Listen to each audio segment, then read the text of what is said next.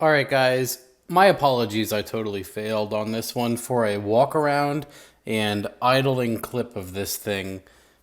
I just don't have it. So we're going to go straight to dyno pulls and talk about the specifications and everything else and what we dealt with later.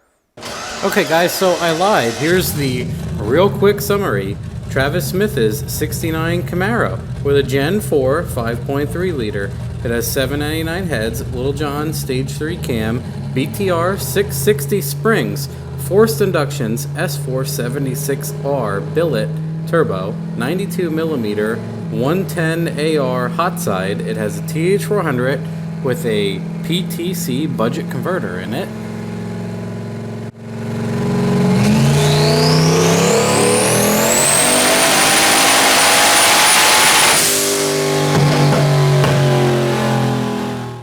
In addition to all that, it has a quick performance 9-inch with 325 gears. It's running a MS3 Gold box from EFI Source for engine management and Snake Eater Performance 1500cc injectors.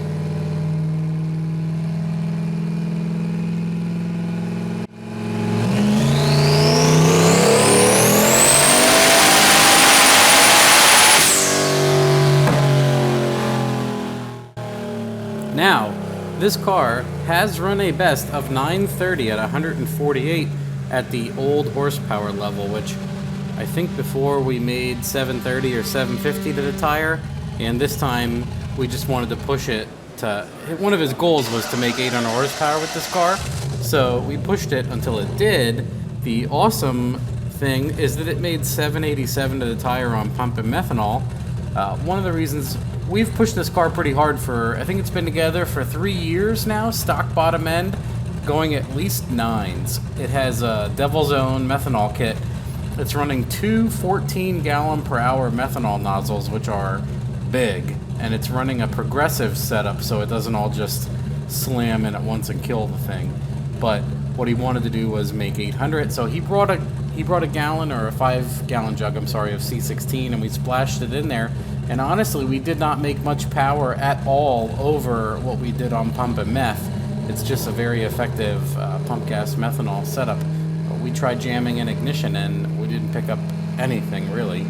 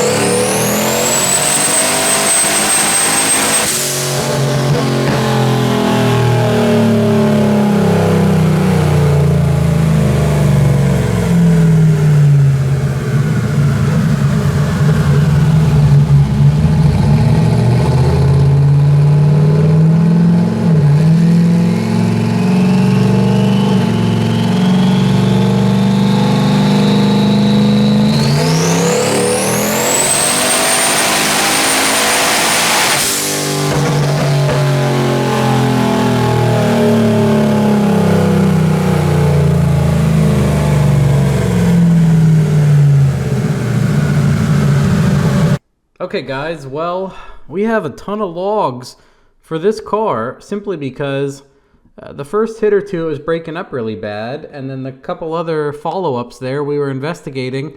I'm like, man, this thing sounds like it has a misfire, so we ended up pulling plugs and wires and checking a bunch of stuff physically, as we always end up doing lately. Plugs and wires have been the bane of my existence lately, so we checked those first.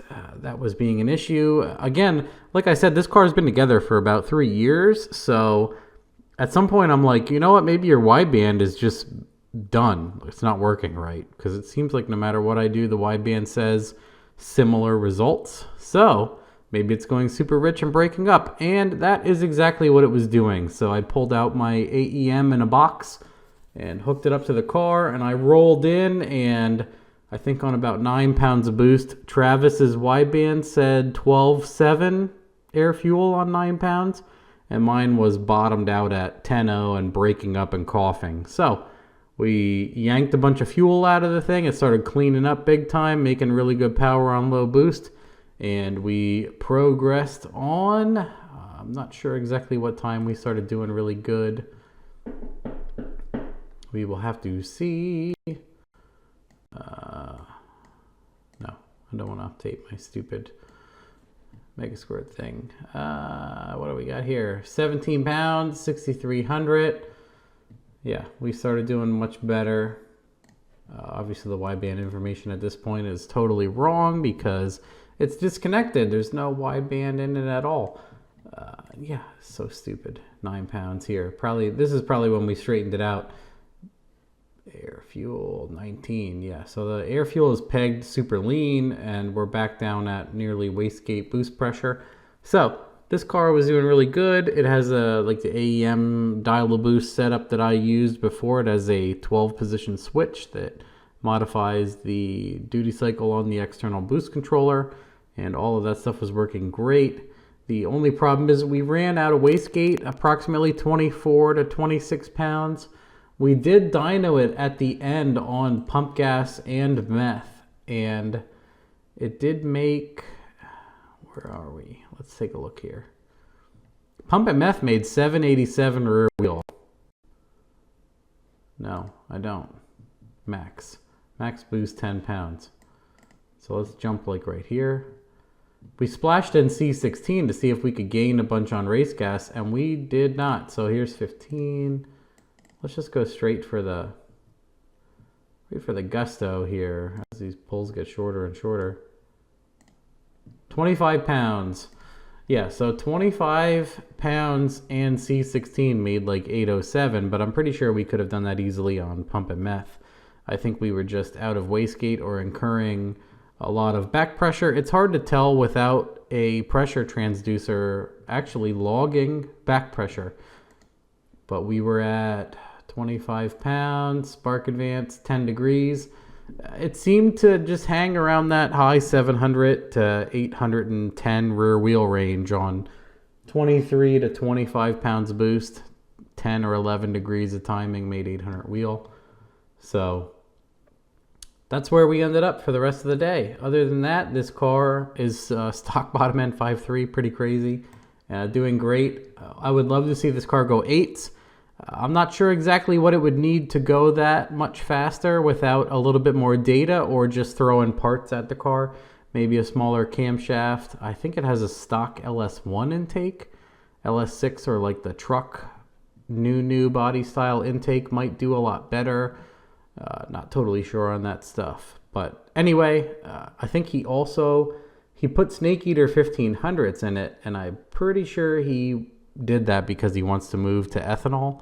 So I think he needs to change his fuel pump and then add a content sensor, and then we can see if it wants to go harder on this turbo on E or if he wants to upgrade his turbo. But this thing has already ticked all the boxes for him. It's been together for a long time.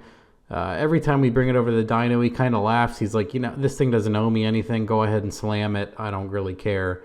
I didn't expect it to live this long with how much abuse it has taken. So he is happy with it. He wanted to make 800. We made about 807 at times. So he loved that. And he wanted to go 9s, and the damn thing goes 930s. So it's checked all the boxes. I'm not honestly sure what he wants to do with it at this point, but figured we would share, and that's all of it.